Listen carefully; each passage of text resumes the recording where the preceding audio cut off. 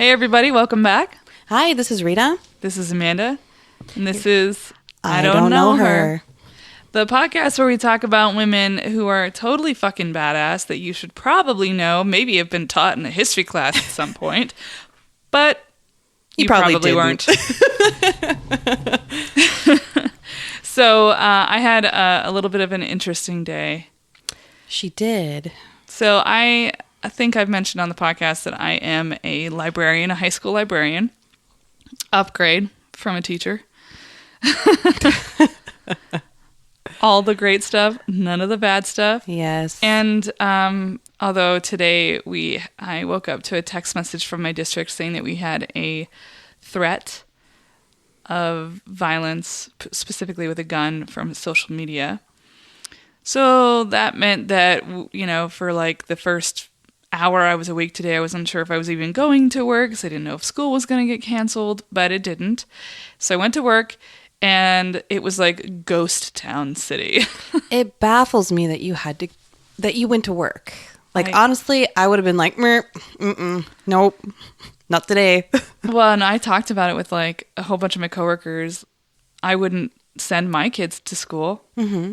I mean, it's like, is the likelihood that it's real? No, it's probably not. But what about that one chance? That's right. That it might be. What if? Mm-hmm.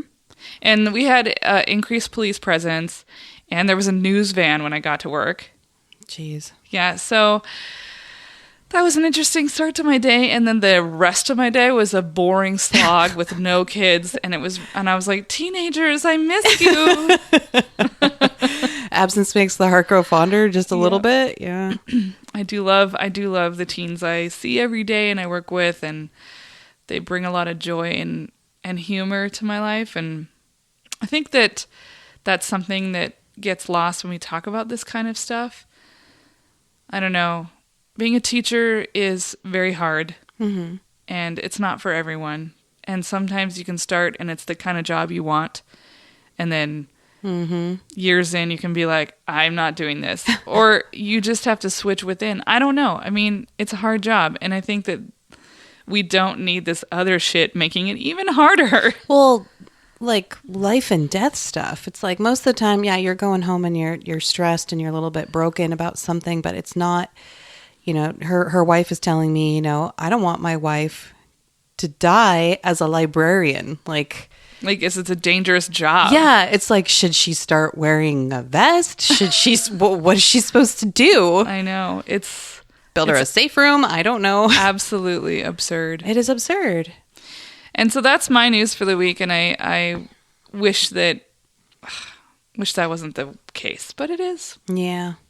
I'm sorry that happened.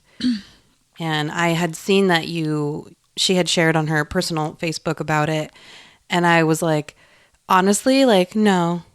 Like, that's the first thing I thought in my head was, no, that can't be. You don't want to see that. You don't want to see that your friend's going through that. Yeah, I think it's absurd that this is... So, Columbine happened when I was in high school. So, I don't know how... You're a little bit younger. Were you in middle school? I was in 8th grade. So, I remember it very well because... Mm-hmm. That was like the beginning mm-hmm. of the ball really rolling, and it was so shocking at the time. Yeah. And now when we hear about a mass shooting, we're like nonplussed. Mm-hmm. It's no big fucking deal now. Unless it happens to you. Every week, yeah. Or near you. We had a school shooting in this community a couple of years ago, 2 years ago, down in a little town called Freeman. And even though that little town is relatively, I mean, it's a ways out of town. Mm-hmm. Everybody I knew had a connection to that town. And in fact, at the school I worked at the time, my assistant principal's son was in high school. He's the same age as my son, my foster son. And they had wrestled each other when he went to the same district.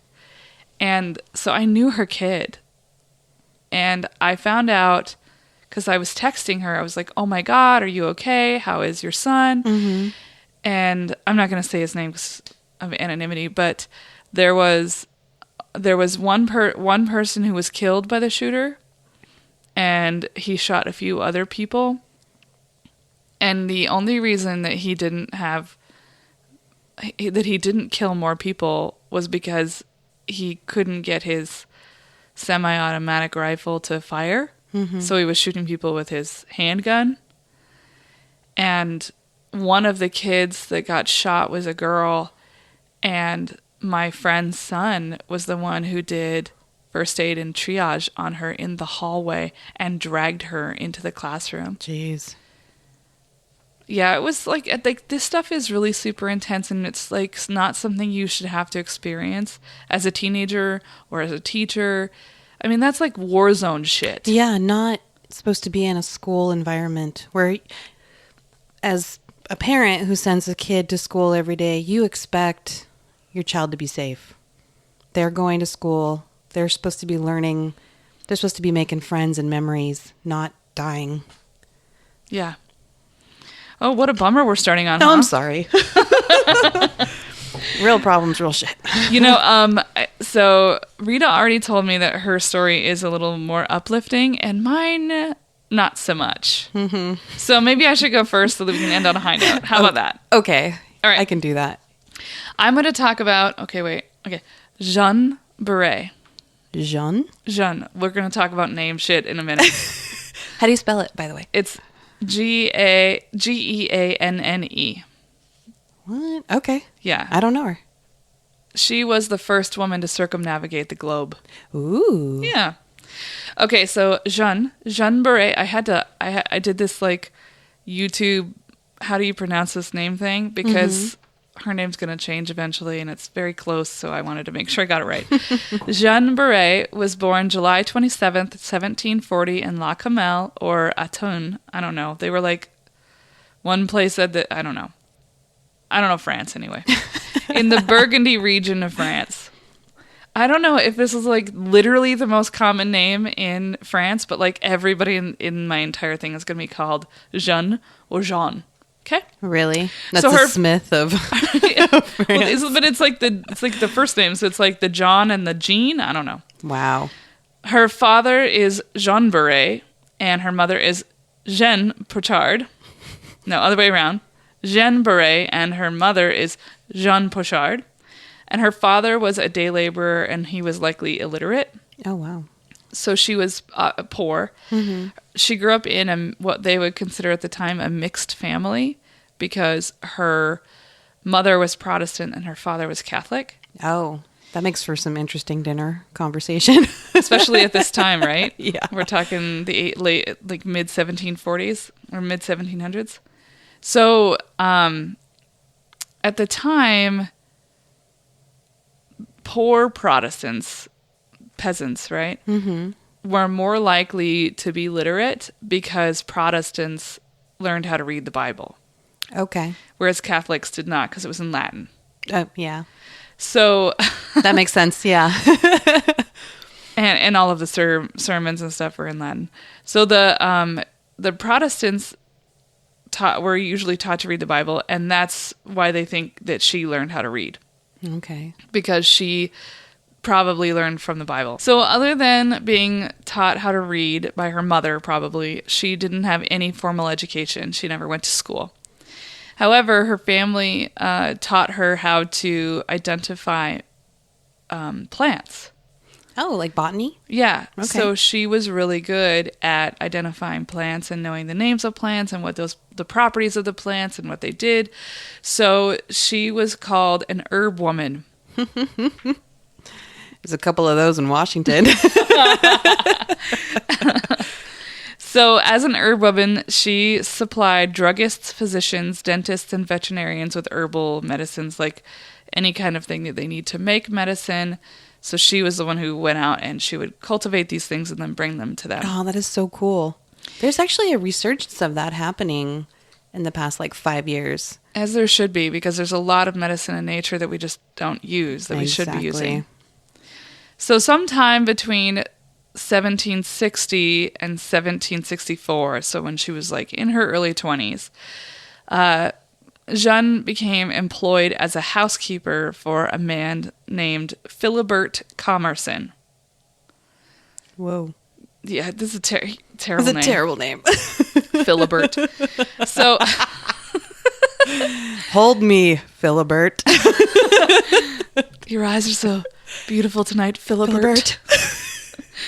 He studied. So Philibert studied medicine, natural history, and botany, and the two of them connected over their shared love of plants. There was like all these differing stories about how they met, but like the most common one I found was that like she was out finding plants and they met in a field or whatever, Aww. That's so nerdily romantic. and gathering these medicinal plants. Except for he was married. Oh shit. I like you're like it's so romantic. Yeah, I know. Except he's married. Oh no. To a rich heiress. Ooh. Oh, a side note, his father, like he was from a fairly prominent family, and his father was like, "You must go into a real job," and he was like, "But I love plants." So he just married a rich lady, so he could like his plants. That is awesome. But Dad, the plants. botany.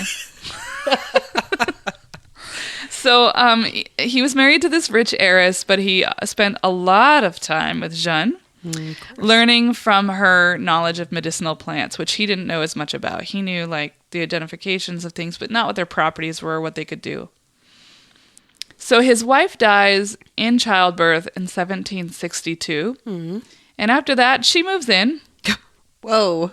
Yep. Did the baby die too? No. Oh. So she took over the management of the house, including being his lover. Duh. And the stepmother to his child.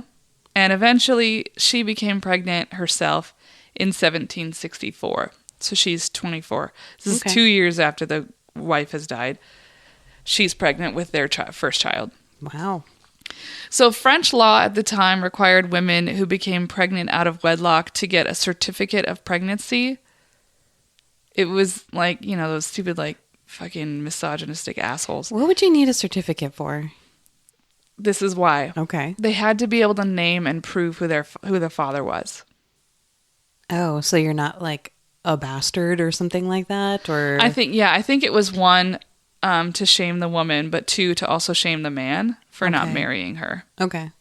It's all that stupid shit. However, he was a pretty, like I said, pretty well-known and well-connected person. So somehow she managed to not have to put his name on the birth certificate or the pregnancy certificate. And so people talked about that was he probably paid some people off. I was going to say probably money, just like how politics works right now. and she didn't go to like the local place where they lived. She went somewhere else to get the certificate, like farther away, so that it wouldn't, you know, circulate back to where they lived.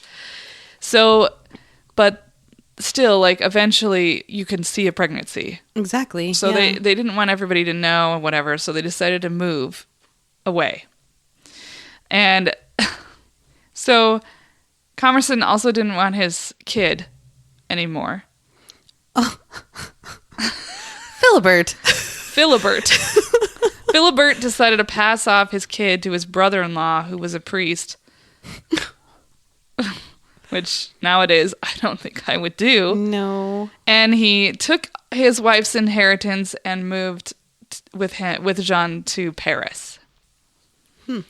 So they're having a grand old time in Paris. It's 1764, the year she's pregnant. It's December. She gives birth to a son named Jean-Pierre Baret.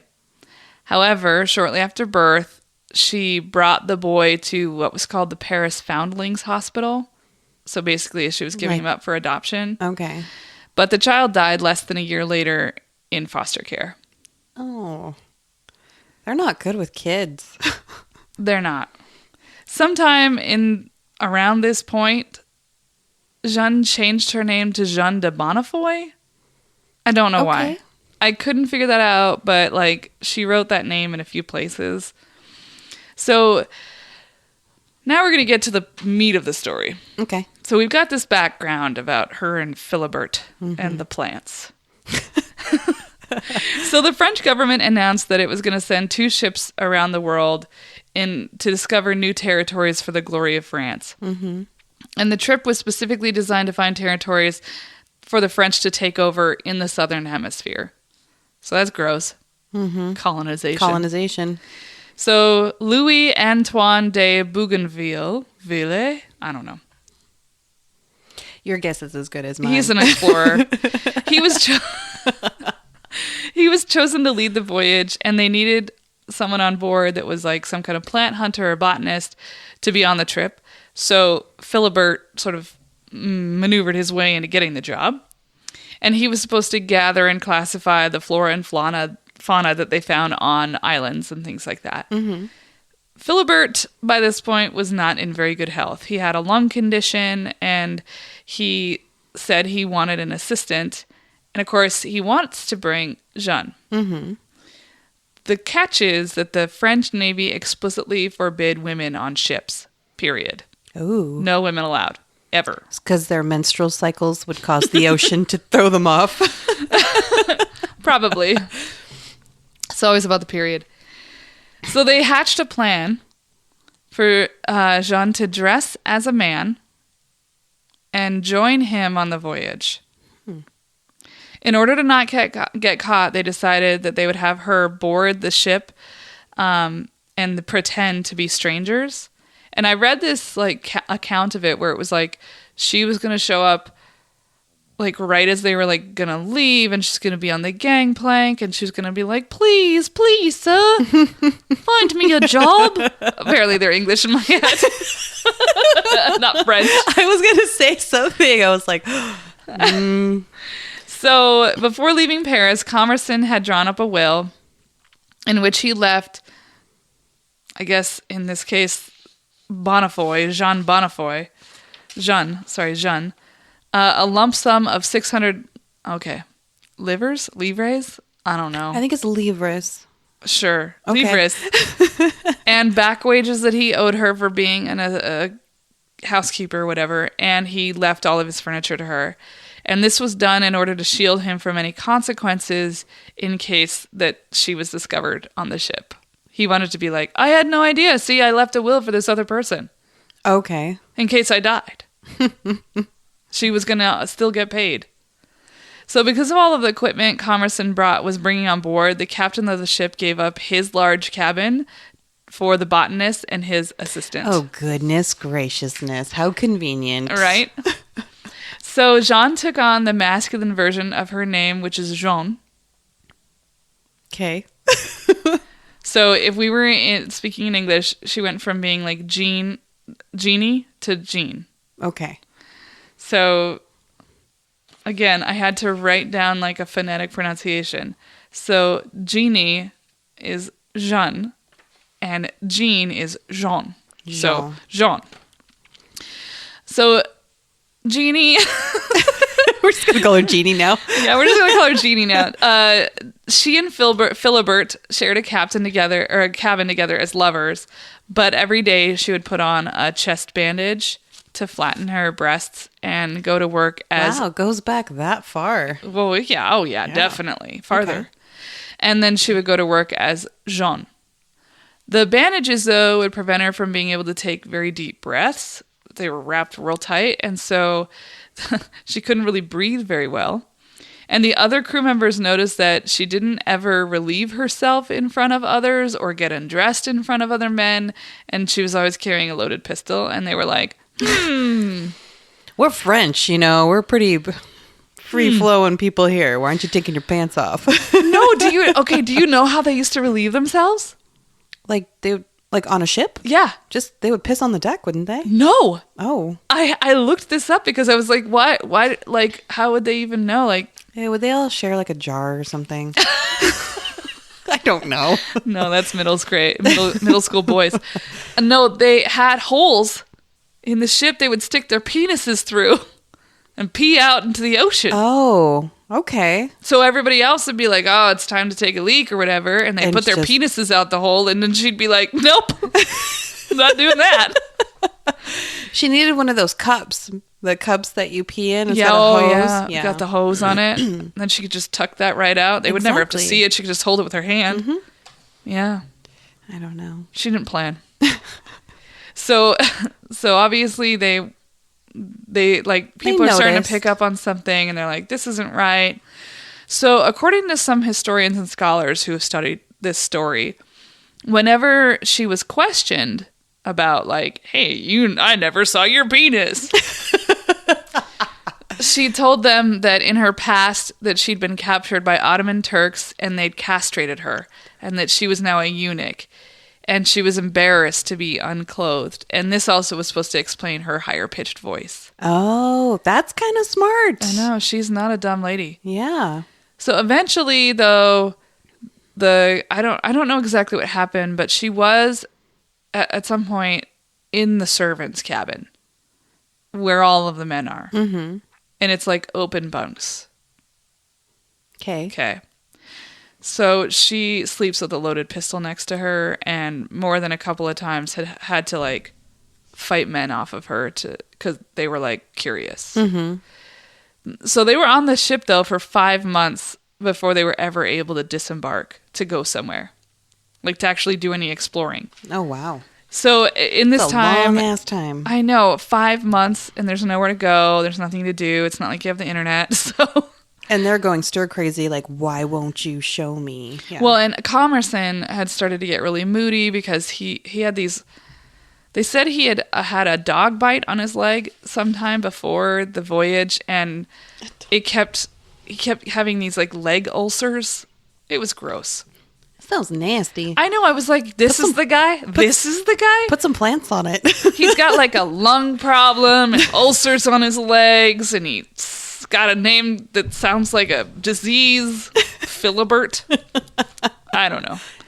So he was getting really moody, and he's also got all of these gross things, and the pus and the gangrene. Gross.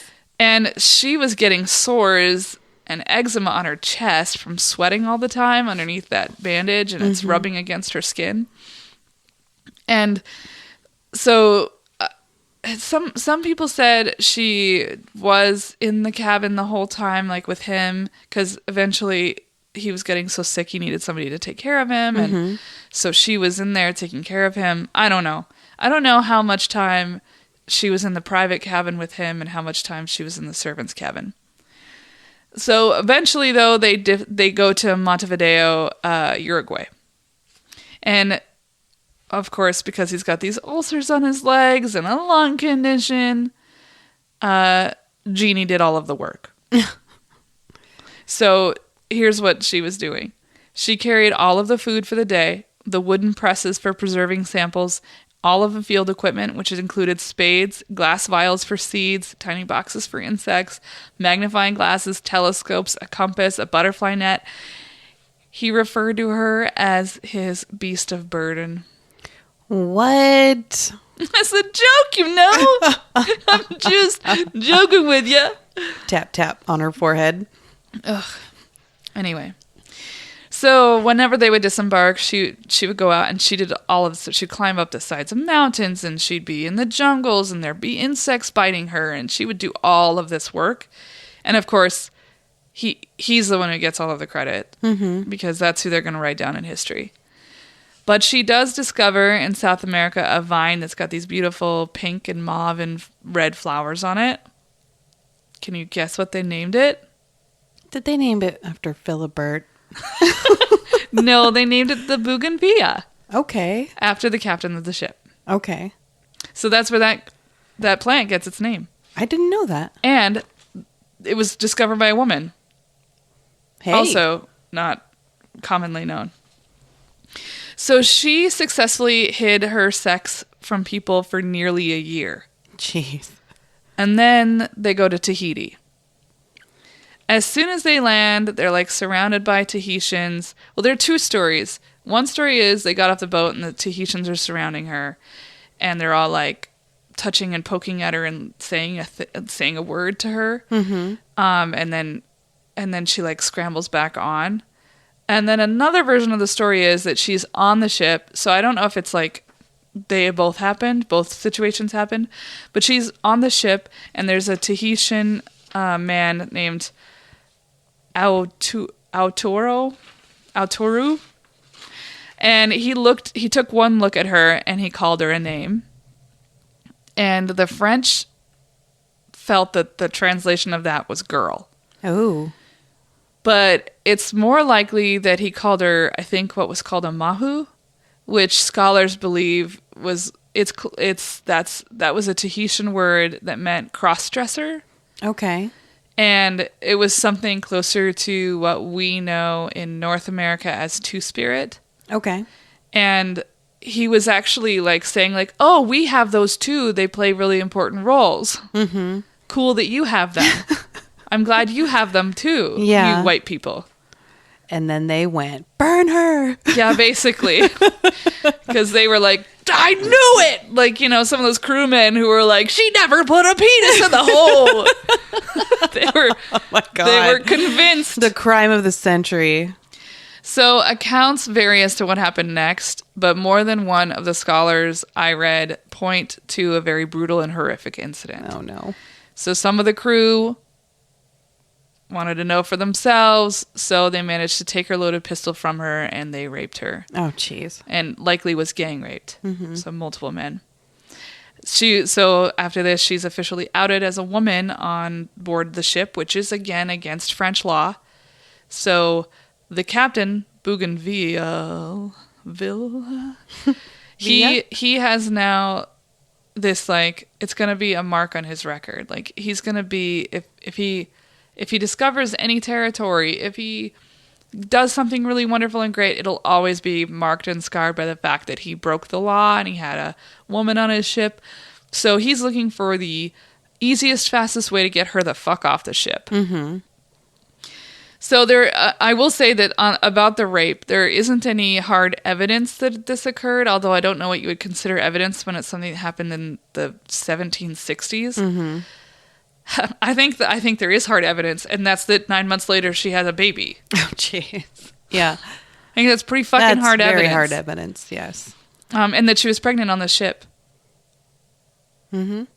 So, when the ship lands at Mauritius, the captain asked her to get off the ship.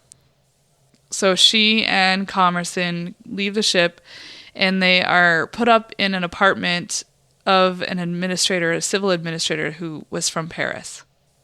He was actually a really famous guy too, Pierre Pauvre or something like that. And he's like the Peter Piper picked a peck of pickled peppers. That's about him. Really?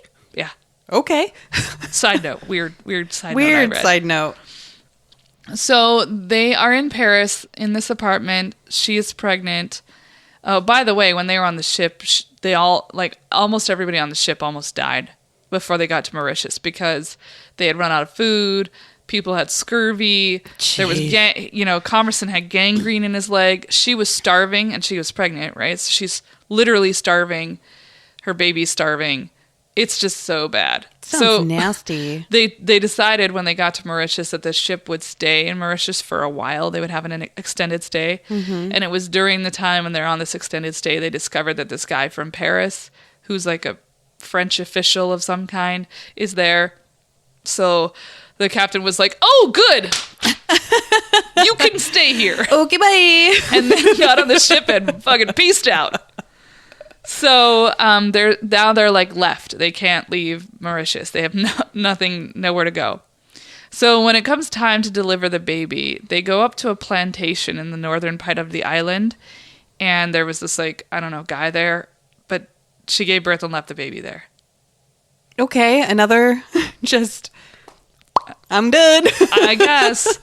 I mean, although with this one, I'm like, yeah. I mean, I don't know. It's probably a fucked up baby anyway. Mm-hmm. Like, it was because of being starved. It had no nutrients for, like, half of its life, like, in utero time. Blech. I mean, this is not, like, my vibe is that this woman never wanted to be a mother. Yeah. He never wanted to be a father. She never wanted to be a mother. And abortion wasn't a thing that existed for them. So this was the alternative. So she leaves the baby there and they go to Madagascar for 4 months and they collect more than 500 species of flora and fauna on Madagascar. Wow. Then they return to Mauritius and they get an apartment together for the very first time. They've never cohabitated in a way that was like equal. But it didn't last long because Commerson's health was declining, and they ended up moving back to that plantation where they'd left the kid so that he could like be taken care of, and he died in 1773. So she's desperate to get back to France. She, she has no reason to stay on this island. She wants to go home, but she can't find a way to get there. She doesn't have any money.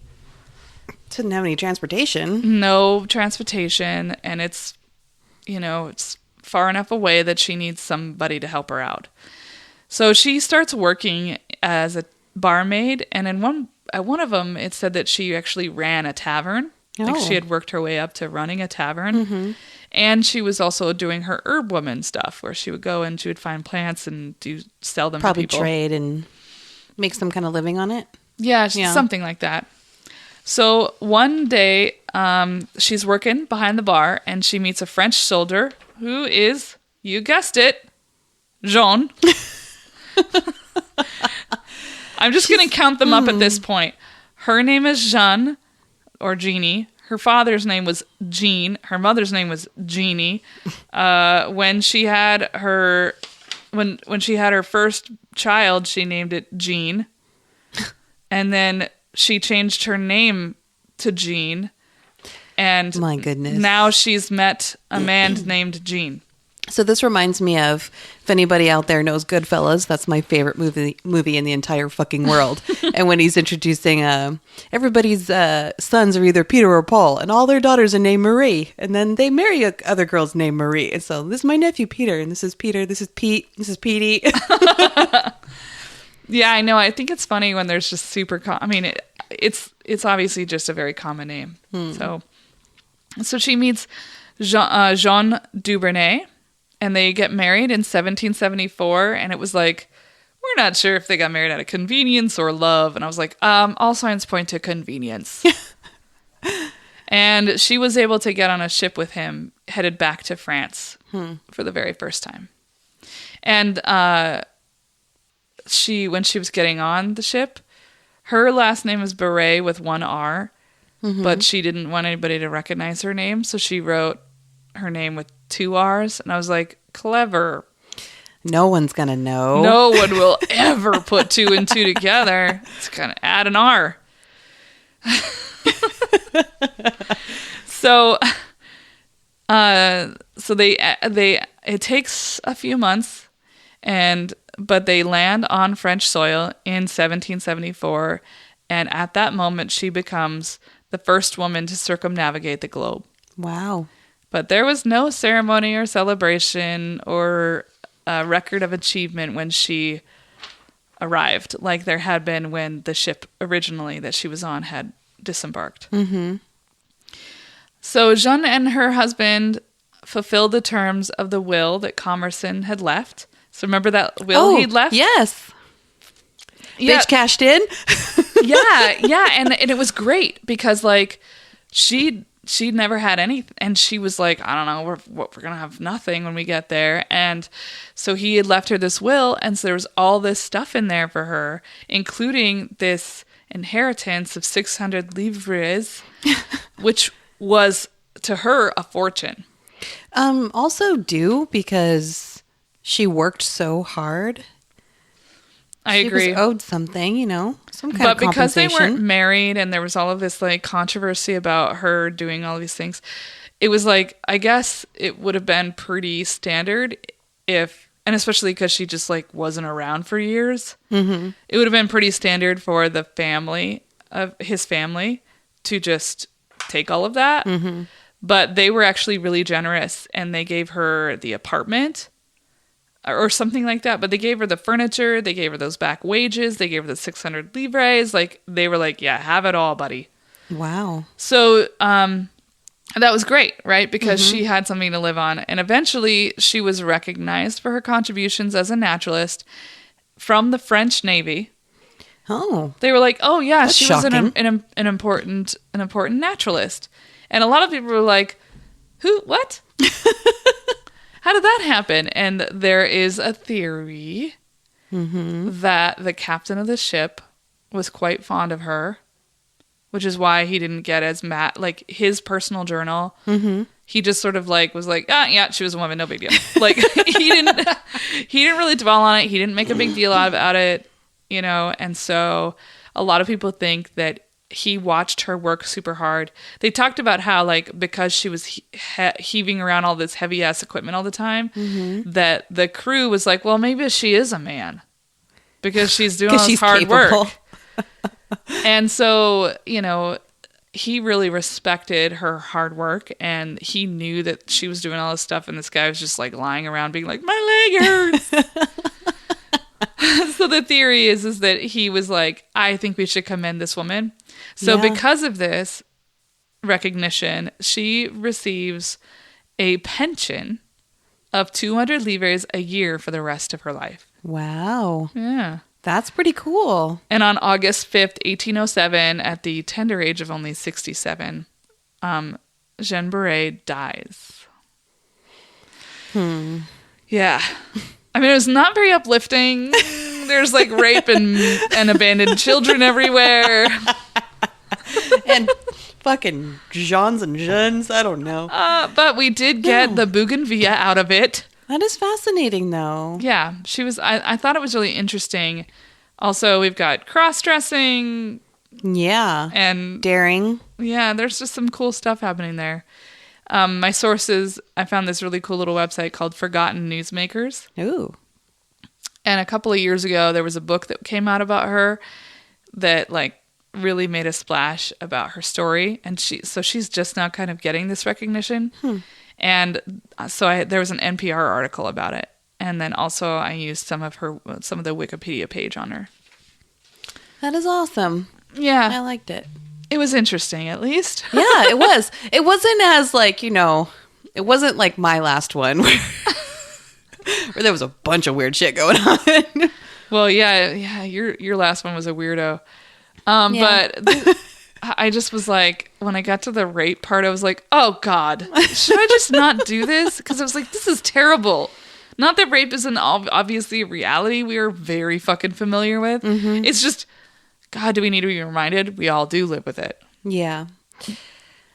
But I knew it was going to happen. I was like, there's no fucking way that she's going to be on this ship with hundreds of men who haven't seen a woman in months.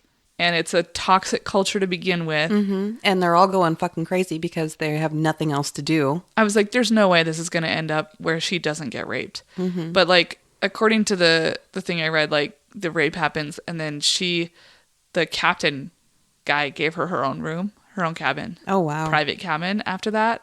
And she just secluded herself in the cabin and never came back out for, like, months. Jeez. So I was like, oh man, this is depressing. Well, that captain, though, does sound like he was on her side. It does to me, and it, like, I couldn't tell if maybe he had feelings for her, like, romantic, or if he just was, I don't know.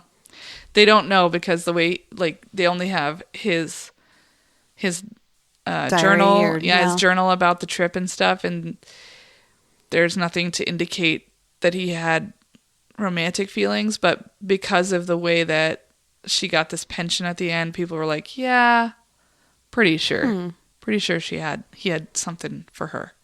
Interesting. Yeah. I wonder if he knew that she was a woman most of the time. No, not until she was outed. Okay. They weren't, so there were two ships, and I think they were originally on the Étoile, which was the other ship. Okay. All right, tell me about yours. What do we got going for us? Alrighty. Entertain me. Okay, so the lady I brought to the table, and I'm going to have some names too, so bear with me. Her name is Alicia Alonso. I don't know her. She is, quote, the first lady of Cuban ballet. Oh, cool. I know. I did another subject that I don't know anything about. I'm not really familiar with a whole lot of Cuban history. I know a little bit. So this was a fun one to go through. So Alicia, okay, this is a mouthful. Ernestina de la Caridad de Cobre Martínez Oya. Which is when you have names like that, it's like you're son of, you're from, it will take your mother's last name, it'll take your father's last name, and it'll take the place that you were born. And that becomes like your entire name. She was born December 21st, 1921 in Havana, Cuba. She was born to an army officer father named Antonio Martinez de la Maza Orredondo. And his wife, Ernestina del Hoya y Lugo. So the Hoya y Lugo is like, I'm imagining like her parents' names put together. She was the youngest of 4 children. She had a sister, Blanca Maria, 2 brothers, Elisardo and Antonio. Her family was very financially comfortable, and they lived in the really fashionable, vibrant capital. This is pre-revolution Cuba, too, so things are pretty rich and lucrative. At a very early age, she said she had an affinity for music and dance. Her homemaker mother would successfully occupy her, I find this hilarious, for long periods with a phonograph, a scarf, and some records. So she would just like, I could imagine this mother's trying to take care of her home. You know, she's a military wife. She's got shit to do. And she's like, here. Yeah. It was like, well, you know, what's great though. It's like when your kid will play with a box. Yes. Like, it's just easy. Easy. Just put the record on and she'll go and play by herself. It's easy, it's creative, and they're doing something constructive. There you go. So quoting her, she said, "When I was little, I'd move around whenever I heard music. Maybe like Isadora Duncan." Ayo! We have a tie-in! That is so great. I loved that. Because I didn't know what dancing was. I dreamed of having long hair, so I'd dance around with towels on my head, pretending my hair was streaming out behind me. Which, I mean, come on, what little girl doesn't put on something and run around? Oh, I totally did the towel thing. I was like, wouldn't it be cool if my hair was this long? I used to, we had all these rose bushes out in my backyard, and I would pull all the rose petals off and throw them in the air and pretend I was in Labyrinth, like dancing around. I love little girl fantasies. They're the greatest. So her first dance training occurred during her father's year-long military assignment in Spain. She studied flamenco and even learned to play the castanets, which I've always wanted to learn to play the castanets, but that shit looks hard. She said, "When I was 8, my father, who was a military man, was sent to Spain. My Spanish grandfather suggested I learn Spanish dancing. I loved it so much that when we returned to Cuba the following year, I joined a private ballet school that had just opened. From the moment I put my hand on the bar, I was enthralled." She started taking ballet when she was 9 at Havana's Escuela de Sociedad Pro Arte Musical. And a year later, she performed publicly for the first time in Tchaikovsky's Sleeping Beauty at the age of 10. Oh, so cute. I know. So she had very rapid progress and was a very skilled dancer right from the get-go. It was all noted by her teachers that they saw she had like this amazing, just natural skill and ability. At 15 years old, though, and this jumps a little bit from 10 to 15, she did what they all do. She fell in love. Oh. Uh-oh. I know. So she fell in love with a fellow dancer. His name was Fernando Alonso, which obviously they have the same last name, so it was going to be her future husband. Fernando was 7 years older than her. So... Ew. I mean, I know that, like, this is a different time or whatever, but, like, seriously? That makes him, what, 22? 22, 23 years old, and she's 15. Okay, I ask any parent that's listening to this right now, do you want a 22, 23-year-old dating your 15-year-old? 15's freshman. Mm-hmm. Those kids are, like, barely been through puberty. Like, ugh. Yeah, she's a little girl. But she falls in love. He wants to go to the U.S. to find work as a dancer and start their dreams of professional careers in the ballet. So Alicia runs away to New York City with him. They leave in 1937, and once in the States, she enrolls in the School of American Ballet. That same year, she and Fernando get married. The following year, she takes a brief break to have a baby, a daughter named Laura. She didn't then like abandon it at the Paris Foundling School. She left it outside New York City streets and just walked away. I just want to clarify, I'm not judging. I think that it was probably a very tough decision. Like I said, I don't think she had access to like contraception and birth control and abortion. So she just had to have this baby and they didn't want it. I mean, we've all been there. We've all been there. Oh, just me? Okay. Me too. So while pregnant and after giving birth, she didn't give up her training. She went all the way through, and it literally said her break was very brief, like under 2 months of going back to training after having her baby. She managed to continue at the School of American Ballet and take private classes with Leon Fokine, which I looked up some of these dancers. He was a modern ballet dancer. She trained with Alexandra Fedorova, who was Russian classic ballet, Enrico Sanfretta, who was an Italian ballet artist, and Anatole Vilsack, who was Russian. So she's getting all of these influences from people all over the world, which is pretty cool. And she was quoted saying, "I was like a sponge, so eager to learn from all of them." The same year, she landed her first professional debut in the U.S., not as a ballerina yet, but she was in a chorus line. She was in a musical comedy called Great Lady, which ran for 20 shows, and it starred Ethel Merman. Oh, somebody famous I've heard of. Ethel Merman, man, that lady had a voice on her, didn't she? Yeah. Yeah. She was funny. Yeah, like that's what I remember her being funny. Yeah, very slapstick. She wasn't happy with her progress, though, and she was determined to remove all of her distractions from her training. So Alicia and Fernando agreed to send their daughter to Cuba to be raised by her family. So she's still within the family, but they shipped her off. That's like what Wilma Rudolph did in the last episode. Remember her mom took care of her baby? Oh yeah, but it was like after they tried to steal it. However, they were still in the same state. They were only like an hour apart. I think it would be harder if your baby was like in another country. Mm-hmm. So she gives up her daughter. Laura goes to Cuba to be raised by Alicia's family. She and Fernando worked a stringent and unrelenting physical regime.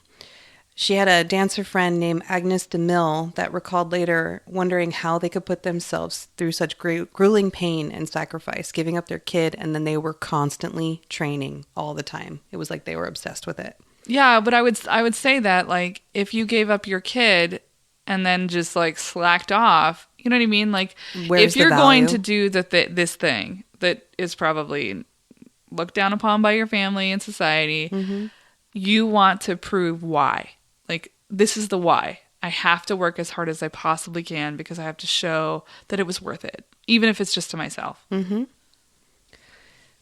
So after her chorus line performances, she arranged to travel to London to study with the renowned Vera Volkova, that's a very Russian name. Yeah. She was a very Russian dancer. When she returned, her new training got her success. She was made a soloist with the American Ballet Caravan, which is now called the New York City Ballet. Oh, nice. I know. And then the Ballet Theater, which is now the American Ballet Theater. I don't know why they got to fucking change it so much. Why? Just, I don't know. Whatever. And she was finally made a ballerina. So she's not in the background, in the shadows where no one can see her face.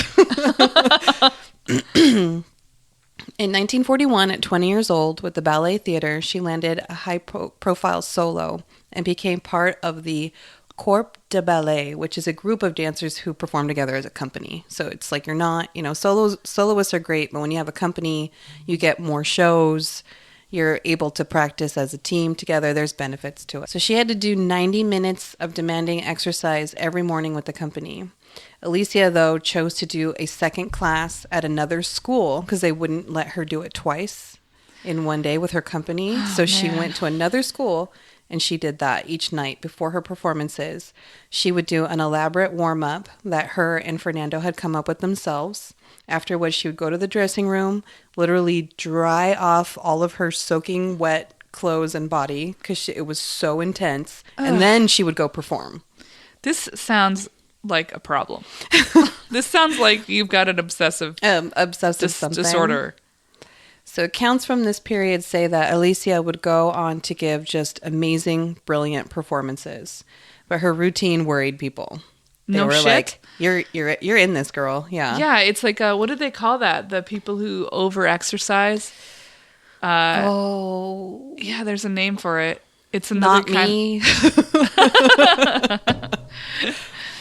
I can understand it though. You do get, because I got obsessive with exercise. If I didn't get my workout in, I'd be thinking about it all day. I'd freak out. I wouldn't want to eat, and I will be so hard on myself when I'm in that zone, and I'm currently getting in that zone right now. Like it's getting to that, like, yeah. Every workout is better than the last. It feels good. It does. Yeah. And you're chasing that feeling. Yeah, it is kind of like a drug. I can see how they would get obsessed and addicted to it. She said, though, that this routine was to make her strong. In fact, the intense work changed her body so that her immense strength and capability was really obvious. So I went and I looked at numerous videos of her. She's not built like a typical ballet dancer. She's got really big, muscly thighs. She's a little shorter, but she's got that very like graceful neck, thinner arms, but she was extremely muscular. Like it almost reminded me of, do you know who Misty Copeland is? I was going to ask, did she look like Misty Copeland? Whose She body did. is like literally Perfection. But you know what I'm talking about, but more muscly, not, just thin and strong. She was freaking thick, and her performance, like her dancing is very compelling. Like she's real dramatic with her movements and just real snappy. And I was kind of like, whoa, like a little taken back when I was watching the video. Like, have you ever seen somebody dance and it kind of pushes you back a little bit because you just feel they have such a commanding presence?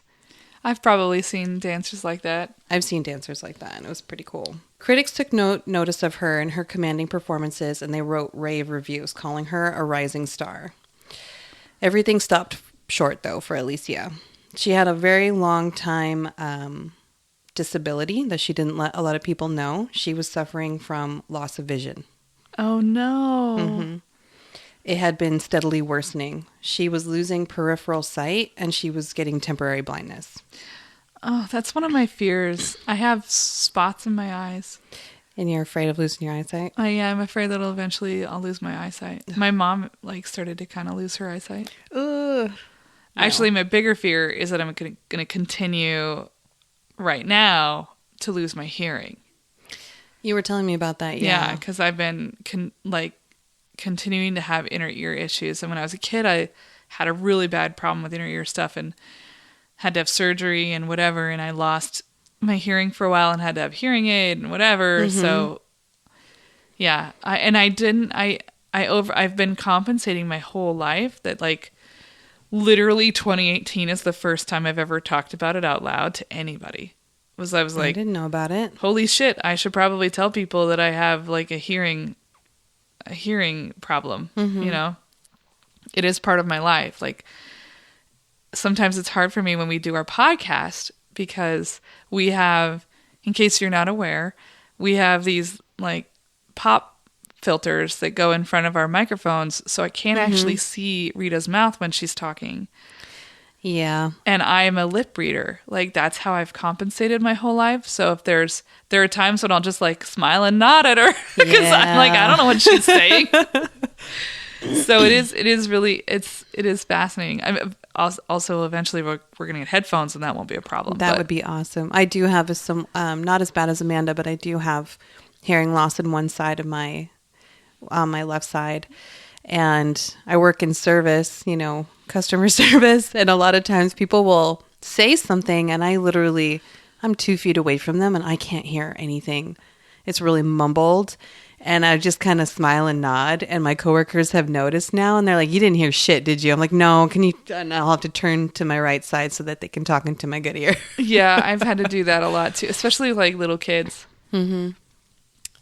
Well, girl's going blind. Oh, no. I know. So she was diagnosed with not one, but 2 detached retinas. Oh, dear. She had to have surgery to correct the problem, a surgery which entailed that they remove the entire eyeball and inject it with antibiotics, operate on it, and then put it back in her head. Oh, my God. That's horrible. I hate it. I read that and I went, ew. Maybe I'd rather be blind, I think. That did not seem good. Is that how it's still done? I don't know. Oh my God, I hope not. I hope not. So she was ordered to, not only did she have to have this horrendous surgery, but she was ordered to be bedridden for 3 months. She couldn't move vigorously because it could detach again. It could detach again, exactly. So during her 3-month recovery, Alicia said she practiced with her feet alone, pointing and stretching, as she put it, to keep my feet alive. Excited to get her bandages off, Alicia was devastated to find once they were off, the operation didn't work. Oh, no. Yeah. Oh, God. So the doctors performed a second surgery, but its failure caused them to they all said, she's just never going to regain her eyesight. Like, this is not going to work for her. They pretty much guaranteed that her peripheral vision was not going to come back to her. So she tried a third procedure, but this time she went to Havana. And she was bedridden this time for a year for her recovery. God. She was not permitted to play with her daughter. She couldn't chew food too hard. She was not allowed to laugh or cry. And she couldn't move her head too quickly. For a year? For a year. Oh I couldn't do that. I don't even know how you survive.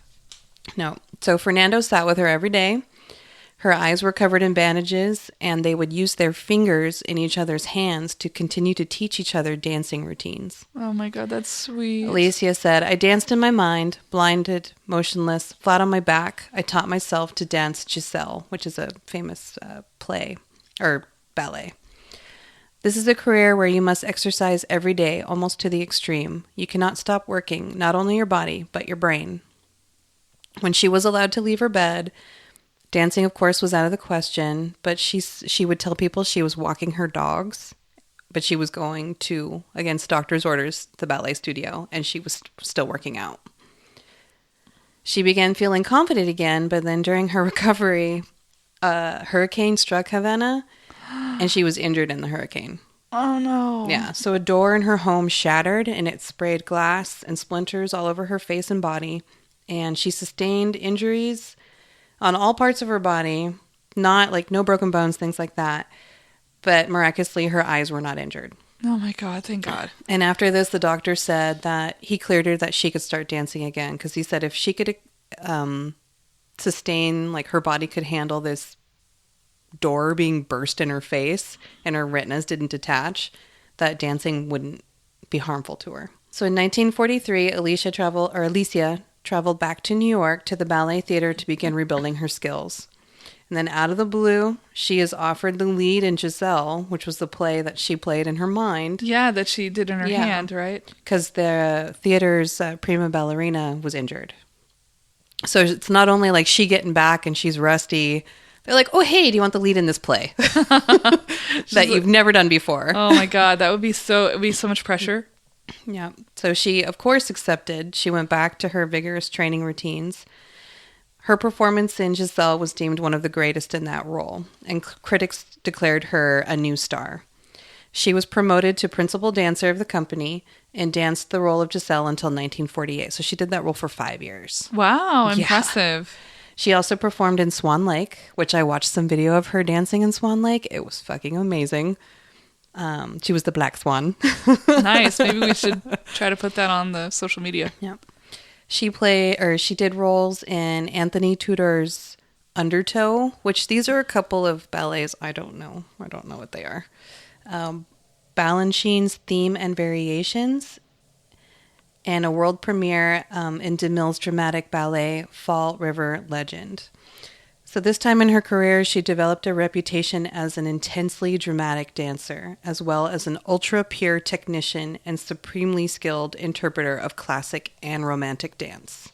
Nice. So she's come back from a pretty big blow. Yeah, not only like not being able to do her full routines for a year, she comes back and just kicks ass. So few knew, like even though she's doing these plays, her career's taking off, she's still struggling with her eyesight. She has no peripheral vision in one eye. And so what she does, this is insane. She trains her partners to be exactly where she needed them to be without exception. Like, you need to be here on this beat at this moment. I'm throwing myself to you. I can't see. Oh my God, how crazy would that be? She also starts working with the set designers to install strong spotlights in certain areas with different colors to be guidelines for her movements. So she knew that if she stepped into a glow of a spotlight near the front of the stage in a certain color, she was getting close to the orchestra pit and she had to back up. There was also a thin wire that was stretched across the edge of the stage at waist height for markers for her so she could feel it on her waistband and she wouldn't fall out of bounds. First off, hell yes for her advocating for herself.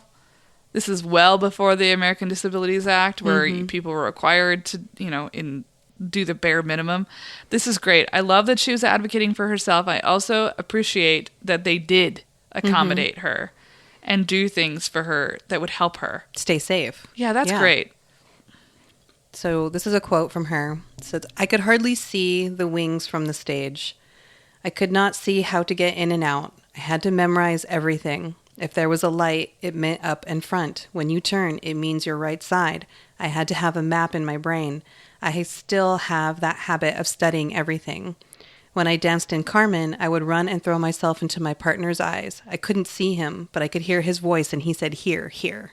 It's like her partners are willing to help her. Yeah, that's great. Yeah. She must have been such an incredible dancer, too, because I don't think they would have done all of that for her if she hadn't been incredible. I did watch a little recording of her performance in Carmen, and that was really cool. Like, the stage is awesome, but the performance I saw, she's out there by herself. So I'm like, ugh. So this new success, of course, gave her new money. So Alicia and Fernando had an idea. They decided in 1948 to return and establish the Ballet Alicia Alonso Company, a school for classical training in their homeland of Cuba. Oh, nice. Where it all began.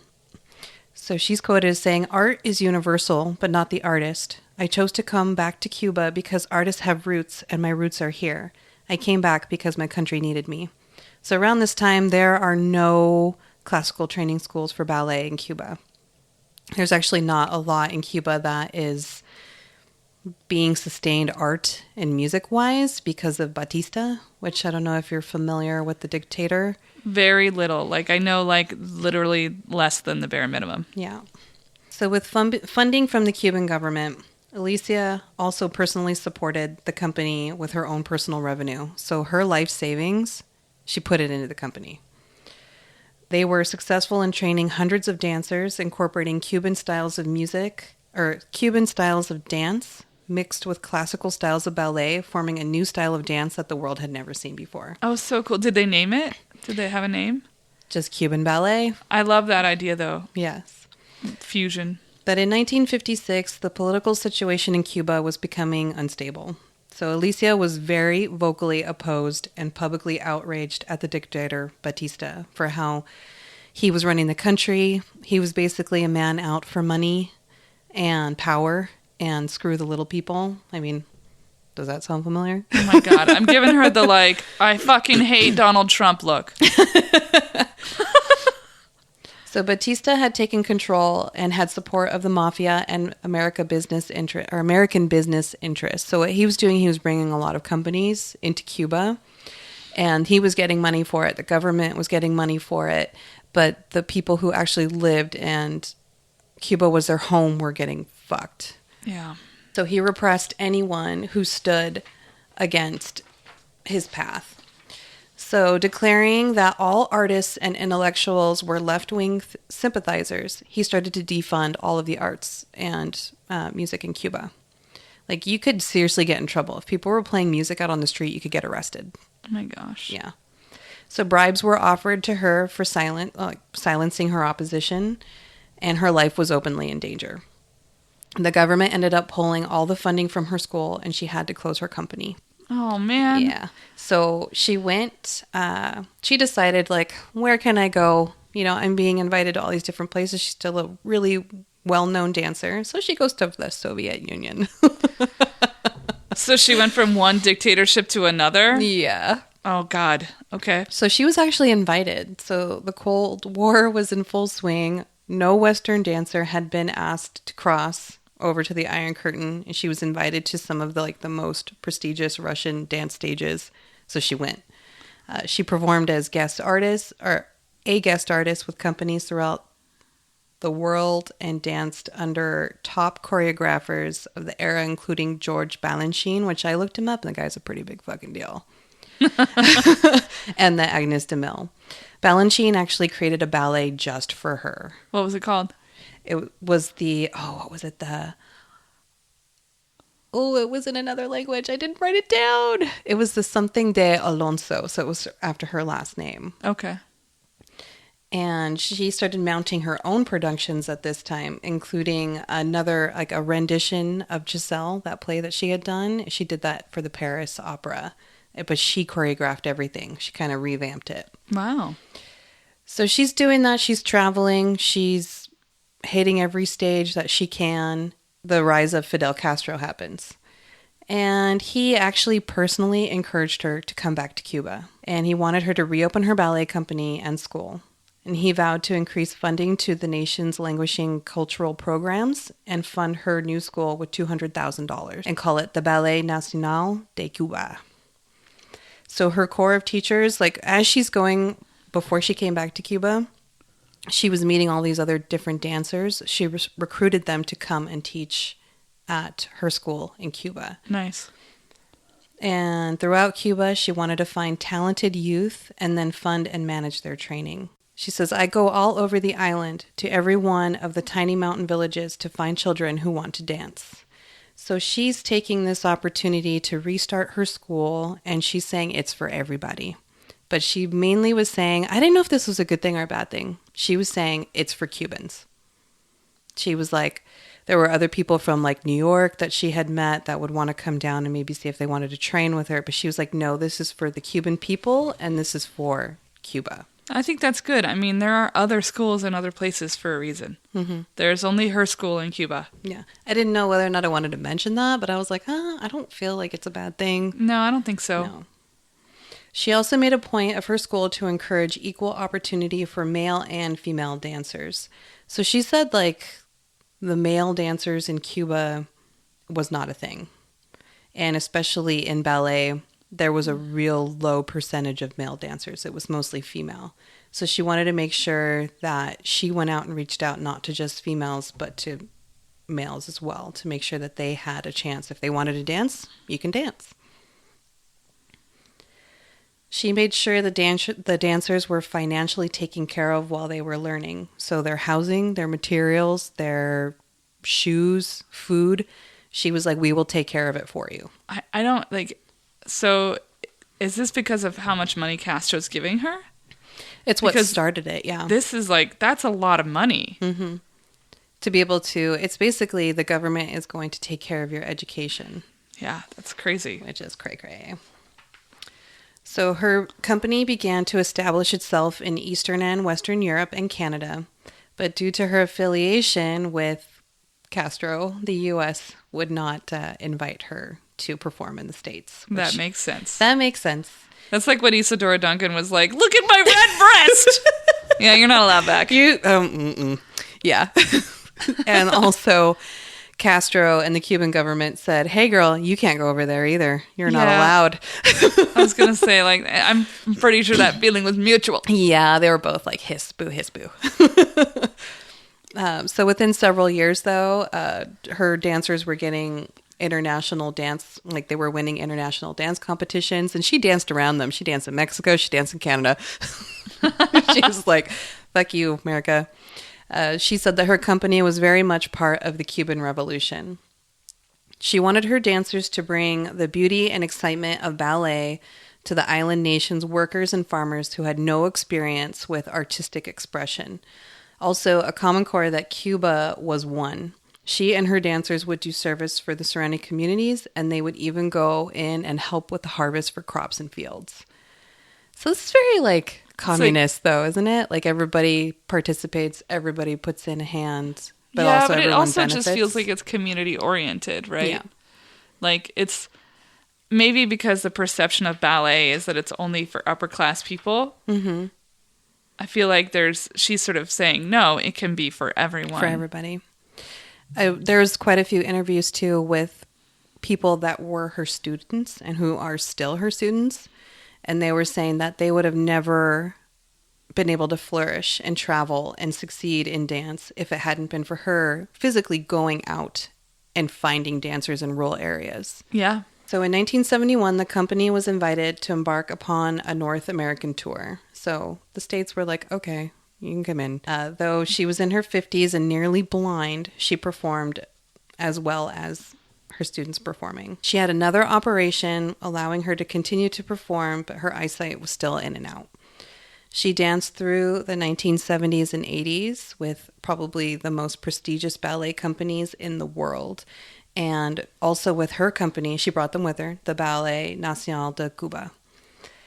She ended up divorcing Fernando. Oh. I know.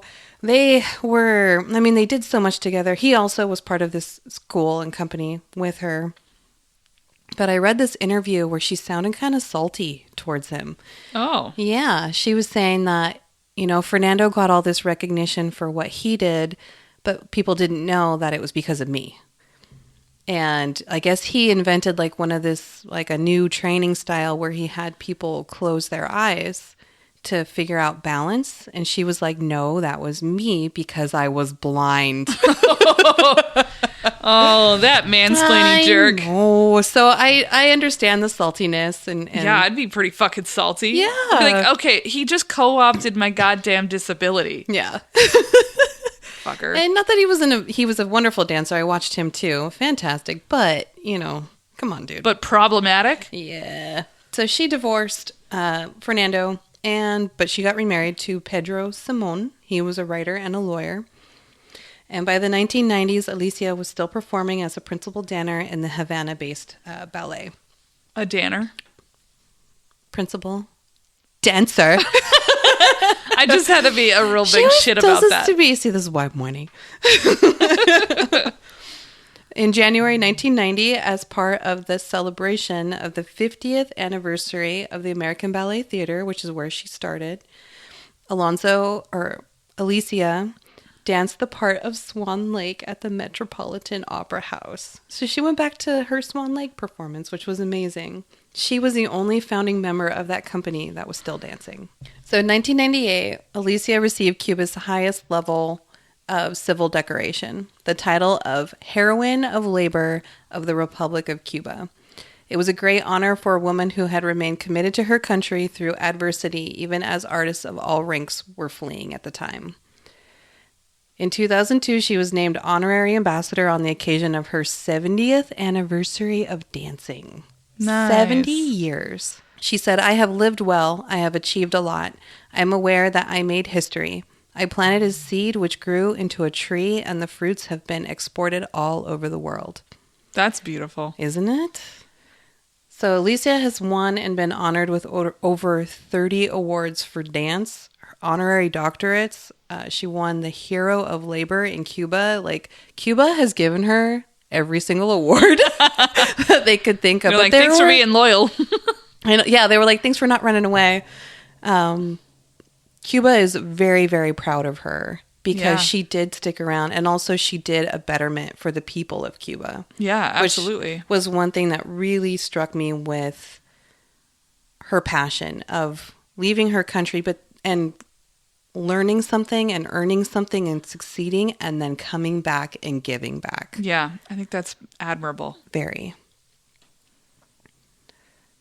Her school has become regarded as one of the finest dance schools in the world. Hundreds of dancers of exceptional talent have come from her school, taking stages all over the world, mostly Cubans, who would never have received the opportunity due to wealth and circumstance. Which I just felt, I kind of teared up when I wrote that part. I was like, oh my God, she's helped so many people. Yeah, because that means, she's going to live on and on and on. Yeah. She's still alive. What? She's still alive. She's like 90. Let's try to do this math. Okay, it is the year 2018. And we're subtracting. We're really bad at math. Bad at math. No, you said she was born in 1921, right? 1921. So then that would mean that in 2021 she'd be 100. So she is not quite 2020. It's not 2021 yet. But so she's like 97 then, 96 years old. Yeah. Yes. And so and I'm going to find the pictures that I found online of her with her company. She's still sitting there. She's still in the dance studio. She still looks amazing. She's almost 100 years old. She looks amazing. She's beautiful. And think about what she put her fucking body through.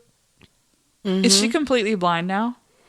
Her eyesight was pretty much, she had to stop dancing because her eyesight was completely going. But it didn't say that she was completely blind. And everything I looked for, too, because I looked to see if she was dead. She's not dead. There's no obits. There's no date of death. If anybody finds one out there and I'm wrong, please let me know. Yeah, no kidding. Yeah. But you would have found it. Somebody would have... There would have been some article written about totally. her. There would have been an obit somewhere that you'd be able to see or read. Mm-hmm. Wow, that's crazy. I know. So that was her. I was really charmed with the story. I really, really was glad that I chose Honestly, that is a movie-worthy story. Oh, yeah. Like, so movie-worthy. I want to see it. Mm-hmm. I want to see this story get made into a movie. P.S. Their daughter, Laura, she's also a dancer. Oh, and how did she feel about the abandonment?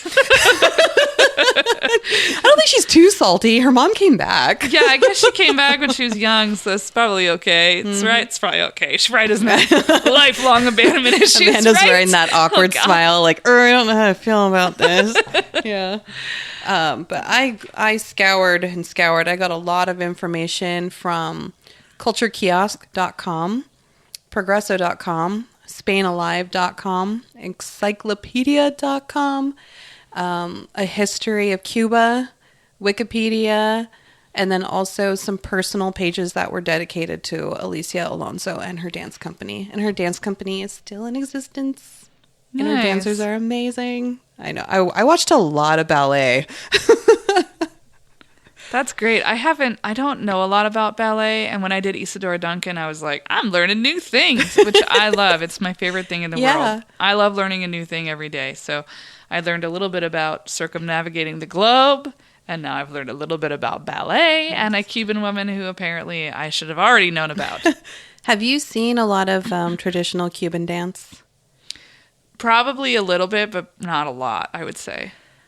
So one thing that really fascinated me and kind of hit close to home with me is because ballet is so rigid to me sometimes, and it's very classic and sometimes a little boring for me, and I'm sorry if there's any ballet fans out there, but the way that she moved her body and her body type and that Latin influence, it's completely in there. You can see it. And for her to bring that to such a dance that's dominated by white people. Yeah. And it's actually very rigid. Like, people think if you go against it, you're breaking tradition. You're not, well, you're not a real ballet dancer then, That's what Isadora Duncan did, remember? Mm-hmm. She was like, it's too rigid for me. You should flow. Mm-hmm. Like, remember she liked the idea of what the water. Yeah, water, like the ocean and stuff. So when you started and said that that was somebody she looked up to, I was like, oh, that would, when you grow up around a traditional dance in your country that is fluid and energetic and a little bit more intimate, it would make sense to me that you'd want to marry that with this thing you also like. Mm-hmm. There's two for me. I love Latin music, and I love all kinds of Latin music. And I started learning, I was probably my late 20s, of how to really dance, because I didn't quite know, from where I grew up, people, there's merengue and there's cumbia and stuff like that. But then learning salsa and learning heavily Cuban and Puerto Rican based dance moves. There's something about Cuban and Puerto Rican music it's just so charged with drums that drives me just I want to get on the floor and just dance my ass off. So shake that booty. Exactly. So for her to be able to incorporate Latin music with such a classic form of dance, I was super impressed. Yeah, that's great. Mm-hmm. I love it all. Well, thank you, Rita. That was great. Yeah, yours was good too. Circumnavigation. Say that 5 times fast. Jeanne. On that note, kids. Thank you for joining us. We were a little giggly today. I hope you didn't mind. I didn't. Well, not you. It's all about me. What are you talking about? Oh, thanks for joining us anyway. Thank you, guys. Listen to us next time.